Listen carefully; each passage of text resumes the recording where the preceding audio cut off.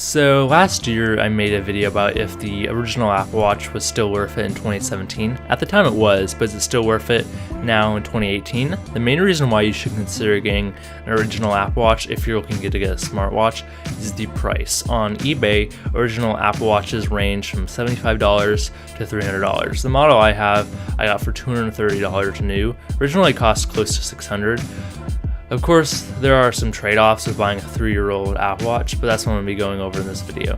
So to start things off, I'm going to first talk about design and build quality.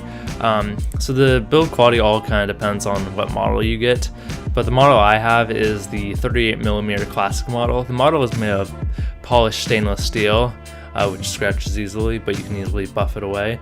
The screen is made of sapphire and the back is made of ceramic. Currently I have a third-party leather band on it, but overall, whatever model you pick up, you should be able to get, it should have good build quality. For example, the sport model is made of aluminum and the classic model is made of polished stainless steel. There was a edition model, but it's impossible to find anybody selling those anymore, so you don't really have to care about that one. Design is pretty decent. It's a pretty simple rectangle with rounded edges. In my opinion, I think the design's a bit too thick, but I mean, it hasn't really been updated in 3 years, so it feels a bit dated. Next, I'm going to be talking about performance. This Apple Watch has the Apple S1 chip, which is a 1-core ARM processor. Performance on this Apple Watch is okay. Basic things like time, notifications, and fitness work pretty good. But when you try doing other more complex things, like running like third-party apps or other things, you may run into some issues with lag and slower speeds. But if you only plan on using this Apple Watch for time, notification, and fitness, you should totally be fine. Next, I'm going to be talking about the longevity of this watch. Since it's been 3 years since this Apple Watch was released, the amount of time that this watch will remain in peak performance is limited.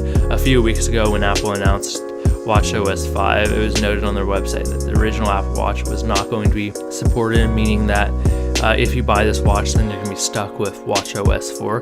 Personally, I'm not bothered by this since the current features of watchOS are fine for me, and I don't really desire some of the new features of watchOS 5. But if you're someone who really deeply cares about having the latest features, then this might not be the best Apple Watch for you. Depending on if you buy yours new or used, the battery is something to think about. Over time, batteries and electronics, especially smartphones and smartwatches, the battery starts to deteriorate, meaning that you lose performance and you have shorter battery time. So if you buy a used model, keep this in mind that the battery might not be in great condition. Another thing to consider is that all watch bands that Apple has made are compatible with the original Apple Watch, as long as the size matches. So for example, if you have a 38mm watch band, it will be compatible with the original 38mm Apple Watch, and if you had a 42mm band, they'll be compatible with the original 42mm Apple Watch.